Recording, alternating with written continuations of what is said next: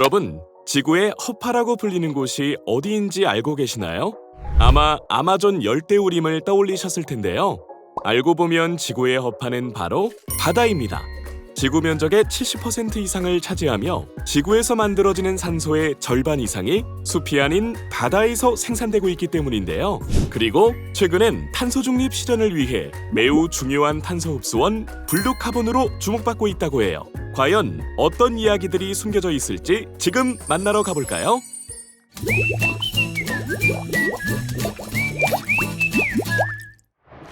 블루카본, 단어를 들었을 때 블루는 파란색, 카본은 탄소, 탄소는 우리 눈에 보이지 않는데 뭔가 이 둘의 조합, 낯설게 느껴지시죠?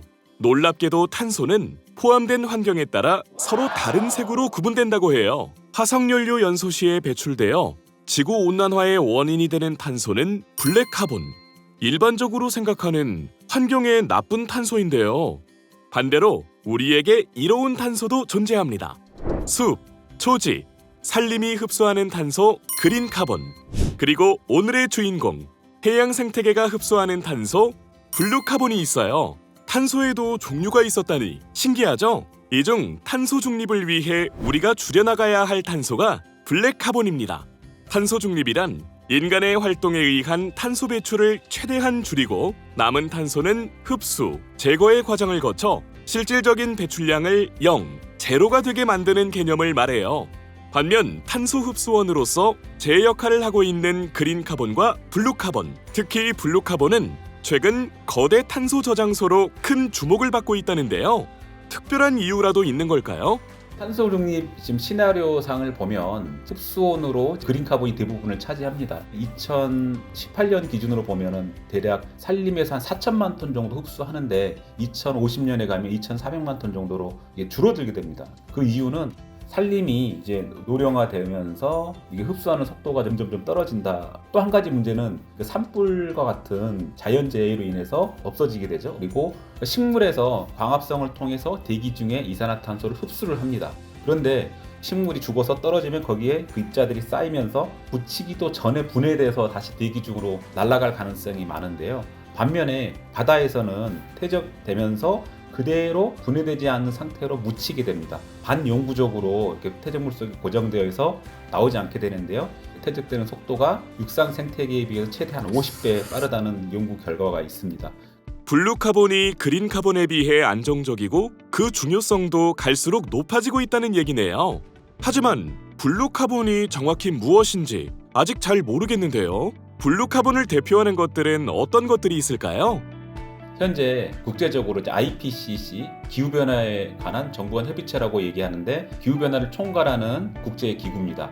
여기에서 블루카본으로 인정하고 있는 흡수원은 현재 맹그로브, 염습지, 해초지 등이 있습니다. 그래서 우리나라에는 맹그로브는 없지만 현재 염습지하고 해초지는 존재하고 있습니다. 그리고 새롭게 떠오르고 있는 인정받을 가능성이 높은 블루카본으로 갯벌, 해조류, 해저 퇴적물 등이 있는데 그중에 갯벌의 블루카본 연구는 한국이 세계 최고 수준입니다. 전 세계 최초로 전국 단위 조사를 해서 연간 최대한 49만 톤의 이산화탄소를 흡수한 것을 국제학술지에 밝힌 바가 있습니다. 그뿐만 아니라 조개 껍질 같은 폐각이라든가 산호초, 식물 플라크톤 등도 새롭게 떠오르는 블루카본으로 인정을 받고 있습니다.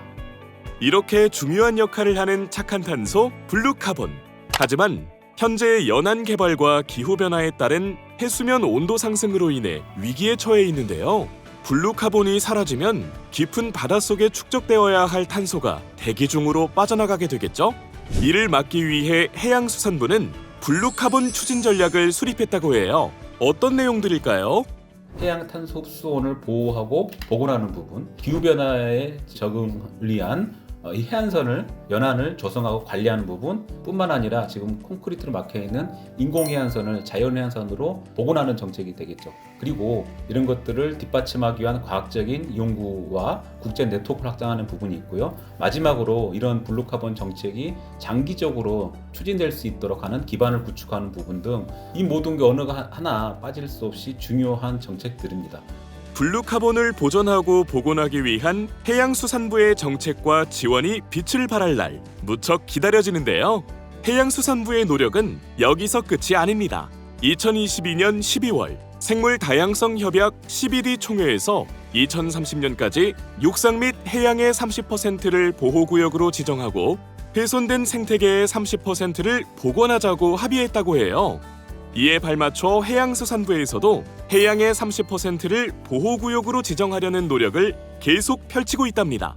블루카본 보전, 복원은 물론 더 나아가 블루카본 확대도 문제없겠죠. 블루카본은 많이 알려져 있지 않는 부분도 많습니다. 조금 더 관심을 가져주시고 우리가 할 수 있는 일부터 조금씩 바닷가에 가서 생물을 보더라도 그냥 보기만 하고 뭐 해집지 않는다든가 아주 단순한 것부터 시작을 해서 바다 생태계를 보호하고 복원하는 데 있어주시면 감사하겠습니다.